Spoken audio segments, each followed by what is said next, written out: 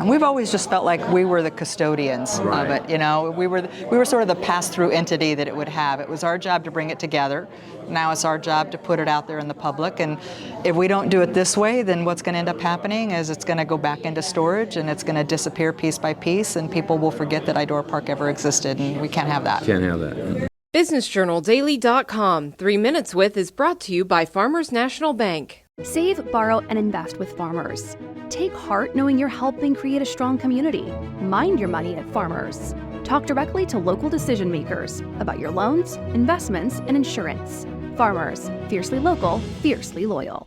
What happened today was the culmination of a 11-year-long conversation and then more recently negotiations for Jim and Toni Amey, the owners of the Idora Park Experience, to donate a substantial part of that collection to Mahoning Valley Historical Society for the purpose of creating an exhibit, museum space, and storage for this collection to make it available to the public in perpetuity.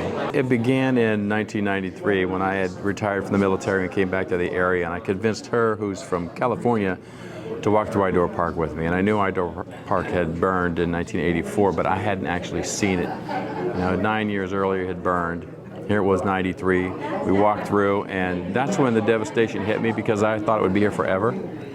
And I saw an item I wanted to take that was hanging from a game that I had worked when I was working there in 1976. I took it, and that kind of started the ball rolling, really. Yeah, we started kind of just little by little. You pick up little items. You know, we'd come home for the weekends and go to an estate sale or a yard sale or something and see something from Idora Park and say, oh, we gotta take that. And we'd take it home and frame it. And pretty soon we just had a bunch of stuff. And then one day Jim said, I want something big. And I didn't think that would ever happen. I thought our money was safe. We're never going to see something big from Idora until he did. And then one thing led to another, and before we knew it, we were like, oh, we can go get this, we can go get that. And when we retired, we had a bunch of stuff. We said, what are we going to do? And we decided to share it with the public, and then it just exploded from that standpoint also.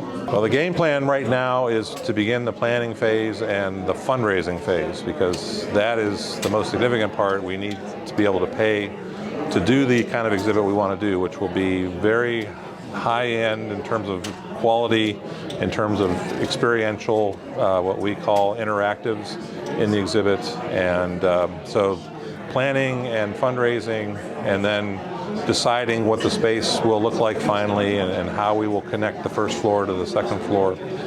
That's going to occupy a lot of our time, especially over the next year and a half to 2 years. We've gotten the message, it's time to let it go. Let the child go and grow up. It's off to college now. It's going to be in the big time. It needs to be out here with the people more than it was with us. Yeah, and we've always just felt like we were the custodians of it. You know, we were sort of the pass-through entity that it would have. It was our job to bring it together.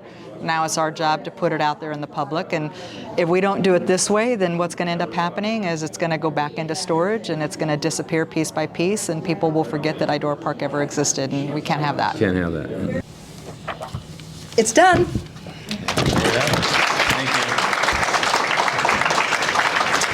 Did it. It really cements one of the most compelling stories of the 20th century and the several generations that were part of the Idora Park Experience, if I can coin that phrase, why it was so significant, not only in its time period for 85 years that it operated, but why it continues to be significant to succeeding generations of people. It was an entertainment and amusement center. And by entertainment, I mean not only going for the rides and the games, but also going to the ballroom for dances and concerts and car shows and, well, in the realm of politics, there were a number of political rallies there as well. It was a cultural center because of all the things that people did as groups when they came to the park.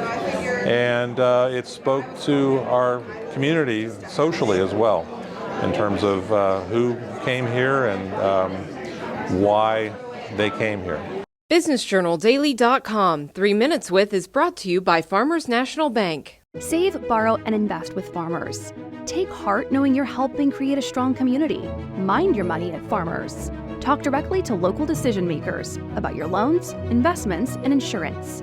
Farmers, fiercely local, fiercely loyal.